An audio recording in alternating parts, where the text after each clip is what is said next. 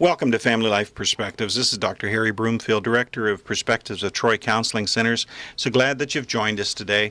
We're in studio with Dr. William Guy, staff psychiatrist at Perspectives of Troy.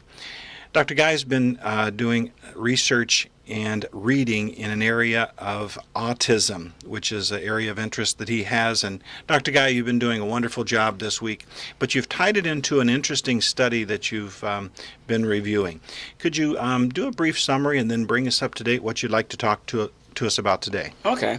Well, essentially what we were discussing is that autism rates have been increasing over time. In 1960, the autism rate was 1 in 10,000. Out of 10,000 children, only one would meet criteria for autism. However, recently, or now, in the United States, the risk is 1 in 88. And it's getting worse. With each year, an increasing number, an increasing percentage of our population are being born with autism. Now, if you look at third world countries, they don't have this problem. If you look at Somalia, if you look at Papua New Guinea, they still have those 1 in 10,000 rates. They're not down there. They're not up there like us. However, if somebody from, let's say, Somalia moves to the United States, what happens to their autism rates? They become worse than ours, actually. For Somali children in Minneapolis, Minnesota, for example, the rates of autism are 1 in 32. 1 in 32 from 1 in 10,000. And the question is, what is it about the West, what is it about the United States, Canada, and developed Western nations that is resulting in these ridiculously inflated risks for autism? And we know that autism is an epigenetic disorder, an epigenetic phenomenon, which means it's related to both genetics as well as some environmental factor. We know it's genetically related because if you take a look at identical twins, if one twin has autism, the probability that the other twin will have autism is 60%. Not 100%. And I may have made a mistake when I first introduced this. I think I may have mistakenly said 80%, but actually it's 60%. And if there are fraternal twins, then the chance that the other twin will have autism is 10%. So what that tells us is that there is definitely a genetic risk there, but there needs to be something in the environment, some inborn genetic predisposition that needs to combine with an environmental insult. And that is what we're looking at as far as where this autism is coming from. But we don't know what all the insults are. We don't know what they all are. There are probably many. We know that there are about 100 genes involved in this, but we don't know what all the environmental insults are. Now, what we've been discussing lately is the gut bacteria connection. We come to understand that many children with autism, and schizophrenia for that matter, and those are mostly adults though, yes. But many children with autism have a certain bacterial overgrowth in their colon, specifically Clostridium.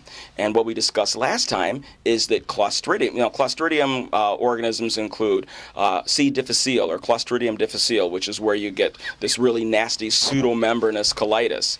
There's also Clostridium tetani, which is where you get tetanus, and Clostridium botulinum, where you get botulism. So these are really toxic, and this set of organisms is famous for the fact that they release neurotoxins. Now, one of the toxins that are released by Clostridium is actually a byproduct of the metabolism of sugars, and that particular byproduct is something called HPHPA. And HPHPA stands for hydroxyphenyl hydroxypropionic acid, or propionic acid. Propionic acid has known neurotoxic effects. What we discussed last time is that when you inject propionic acid into the brains of rats, it gives them autistic-like symptoms. It causes them to be cognitively impaired. They're no longer able to find their way around the maze. They become antisocial. They ignore one another instead of sniffing each other all day. They start running around all hyperkinetic, and they start becoming hunched over. It changes their very posture. And these are all symptoms that are found in autistic children. And so here we have a smoking gun, if you will. We have a substance that is produced by certain bacterial overgrowth that is present in certain autistic children that results in autistic-like symptoms.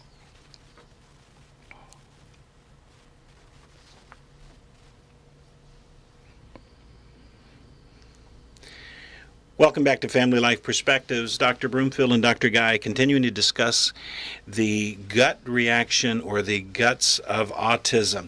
Dr. Guy, you were talking about acids and the formations of a particular bacteria. Acid, yes, yeah. yes. Could you pick up there, please? Yeah, the Clostridium produce as a metabolite of carbohydrates. I'm just going to generalize it because if I get too specific, I might lose folks here. But as it metabolizes carbs, it produces this propionic acid, and this is actually detectable in the urine. And the urines of people with autism have been looked at, and a number of people have demonstrated to have elevated amounts of this metabolite, HPA. And these are if the elevations are above a certain number, and specifically it's 500 millimoles per mole of creatinine, but if it's above a certain number, then their symptoms seem to be worse. And these are individuals that can be targeted for treatment with either antibiotic treatment or the use of probiotics to bring that Clostridium population down. Now, Clostridium is not the only source of propionic acid, though. Okay, we use propionic acid in processed foods. It's used as a preservative for things like bread and cookies. It's given to, this is something that is very much in our industrial diet. It's commonly held that preservatives are not good for us, yes? Well, yes. That's what we're talking about, yeah, right? Well, I had a friend who told me she has a son with significant Asperger's. Asperger's used to be considered autism spectrum, and yes. But anyway, She told me on several occasions that when she changed his diet, when she cut down the carbs and got away from processed foods, his behaviors became markedly improved. And I totally discounted that. I'm thinking this is, at that time, I believe 100% it was all genetic or due to some early childhood developmental insult. And I could not bring myself to believe that it was related to something as silly as a diet change. So I humored her and went along with it, but deep inside, I am poo-pooing it to pieces. Okay, yes. I did not want to accept that. Right. And this, however, coming back, understanding this though, understanding that if you eat a lot of sugars, okay, if you feed your kid a lot of sugar, then what's happening if they have Clostridia overgrowth, that's going to lead to an increased production of this propionic acid, which is a small fat. It basically gets into the blood, it crosses the blood-brain barrier, gets to the brain where it can have its neurological effects. In addition, this propionic acid is found in processed foods. So if they eat lots of bread or cookies and all this stuff in the Western diet, then that's another source of propionic acid. And so we have this substance that is known to have neurotoxic effects that is very much present in the Western diet.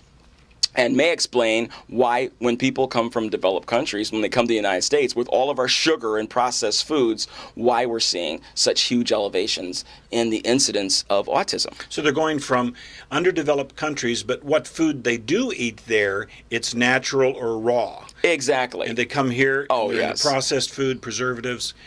Yeah, if you're in Somalia, there is no corn, no processed food. Sugars they're all complex carbohydrates, yes. No simple sugars, yep. No GMO, no preservatives, none of this stuff. Yes. And also they eat a lot of fermented foods. And so a lot of the natural bacteria from the fermentation process may actually have had some protective effect. And so when they come here and they get away from that diet and go to the Western diet, suddenly, when you're talking about a pop 1 in 30 with autism, that's crazy. 1 in 30, I mean, that's terrifying. And then to think that it's getting worse, that in 20 years it's going to be much worse than that. Eventually, it's going to be the norm. If we continue on this trajectory, autism will be the norm in every family. That's almost prophetic. It sounds like a dystopic science fiction novel. Yes. But that's what's happening right now. Yeah.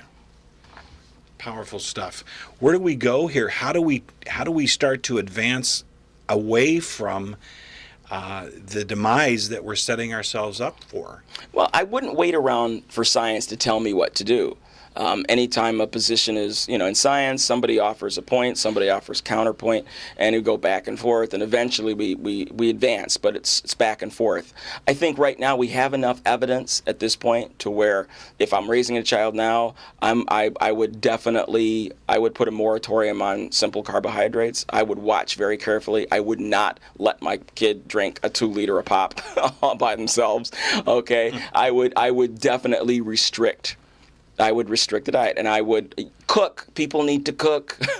Okay, it's like we're so used to the processed food diet, buying food that comes in plastic containers, right, and so forth. And so we're consuming lots of processed foods. And the sugars, though, I think sugars are the primary culprit. Excess sugar in our diet is killing us. Sugar is worse than fat. If you were on a 1,500 calorie diet, one was mostly fats, the other is mostly sugars. The old thinking was they're the same. They're not the same. The carbohydrate diet is worse for your blood vessels. It's worse for your weight. It's worse for your whole body. Excess carbohydrates accelerates inflammation throughout the body. Yes. Okay. It causes microinflammation in your blood vessels, which can lead to atherosclerosis and so forth. Now, propionic acid, by the way, for those who do have this bacterial overgrowth, this clostridial overgrowth, so not only does it cause us to be less social, to be hyperactive, to have weird postures and all that kind of thing, but in addition, propionic acid activates the microglial cells in the brain. Now, what are those?